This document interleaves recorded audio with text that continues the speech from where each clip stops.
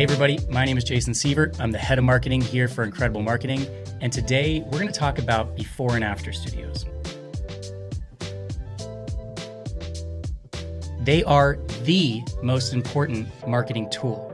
When it comes to social media, they're an absolute necessity. When it comes to your websites, we've studied heat mapping and they're the number one thing that patients navigate to when they go to a medical website. When it comes to patient acquisition, we've interviewed patients and they say that it's the most important thing to establishing trust, to showcasing work, and to making decisions on treatments or procedures. And when it comes to conversion, it is the single most important converting factor on any medical website. We've tested websites that are absolutely beautiful and lack before and afters versus websites that are subpar design-wise, but have a bevy of before and afters. And guess which ones perform better? The ones with tons of before and afters, because it's so important to the decision-making of potential patients when they visit your medical website. If you're not already taking before and afters in your practice, you're already losing. And if you're just taking before and afters willy-nilly in different rooms with different lighting, with different angles, you're probably doing yourself more of a disservice than you are helping. You need to be taking before and afters of every single procedure or treatment in your practice, and you need to make sure that those photos are consistent. Hence, having a before and after studio in your practice. And I just want to preface this by saying we're not going to go into teaching you all the ins and outs of taking the perfect before and after photos.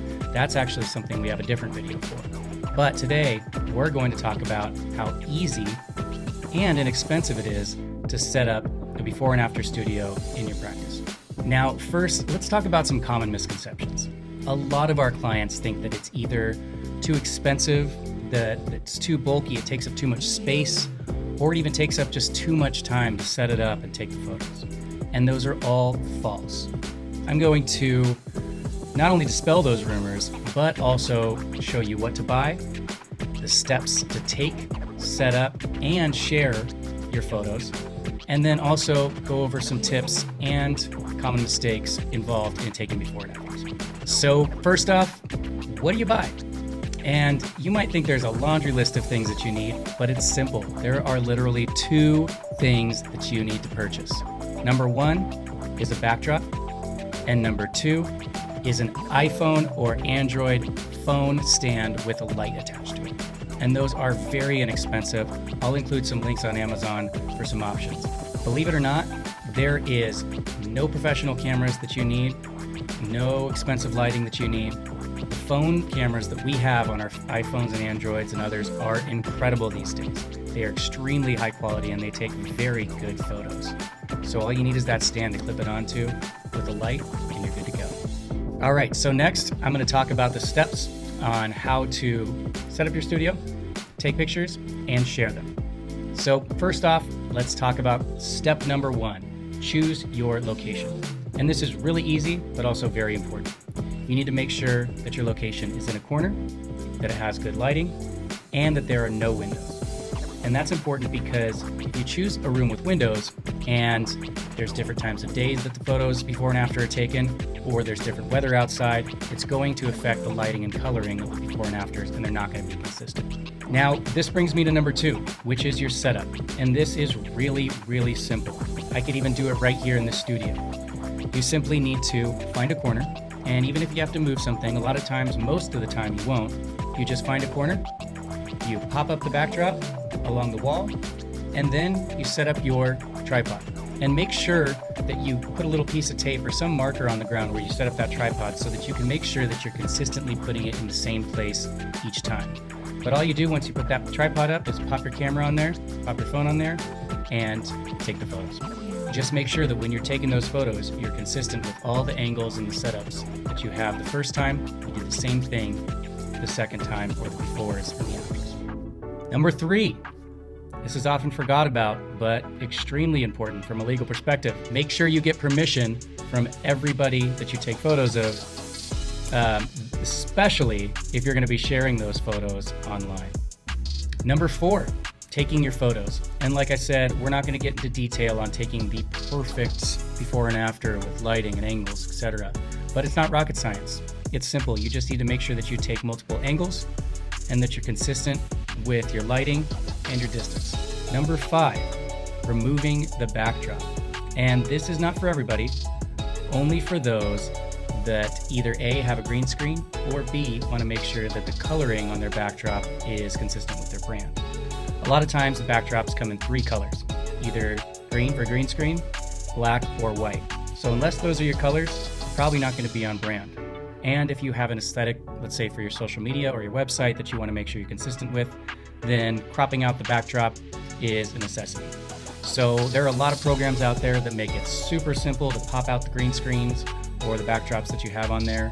And I can include some links in this video below, but just make sure that you crop those out. And especially if you have a green screen in the backdrop, make sure that you're changing that to your brand colors. Number 6, and this is the very most important step, or lack thereof, should I say, in this entire video. And look at me right now when I say this. Look very closely. Do not edit your photos.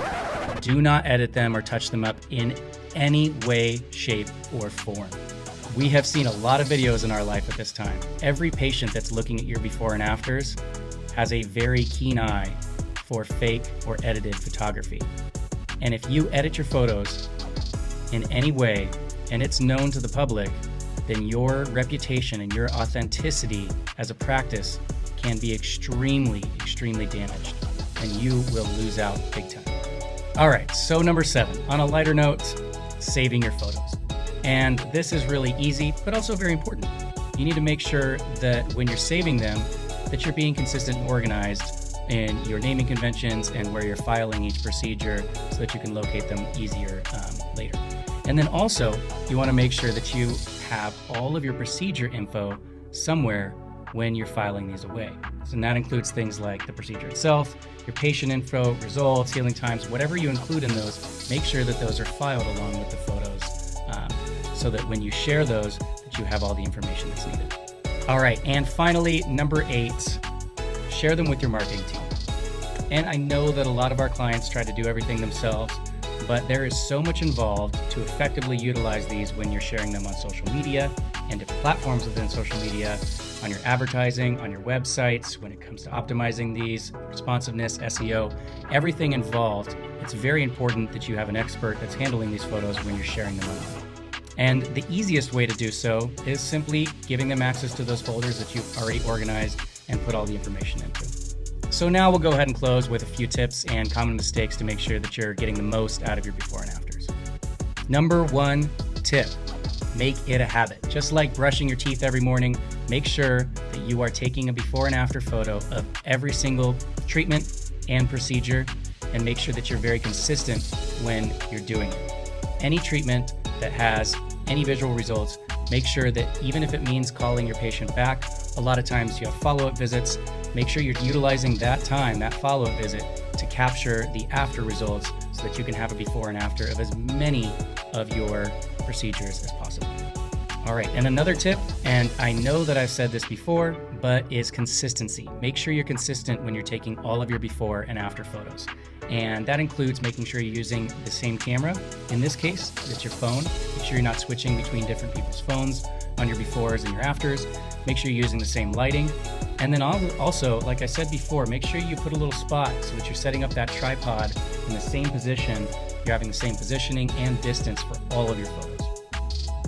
Now, another tip, and this is probably more of a common mistake, is cropping. And I guess the best advice to give is just don't. Leave it alone, leave it to a marketing professional to crop and use them exactly how they need to be used, because there's different cropping and sizes that are used for social media, your website, and other outlets that those before and afters are going to live on. And last but not least, when it comes to common mistakes, something I've also said before, do not fake it. Any customer, any person, any potential patient can see right through an edited photo, and it can ruin your credibility.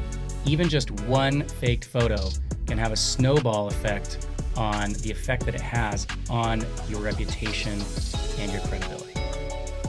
All right, so today we learned how important before and afters are to the success of your medical practice. We talked about common misconceptions, what you need to buy, steps on how to set it up, how to take them, and how to share them. and some common tips and mistakes on how to make sure that you're getting the most out of your before. Remember, the before and after studio is the most important and least expensive investment that you can possibly make in the success of your medical practice. So if you need help setting up your studio or taking photos, or heck, if you already have some before and afters that you just need help with figuring out how to market them effectively, we are here to help. Again, my name is Jason Siebert with Incredible Marketing. Have a great day. Cheers.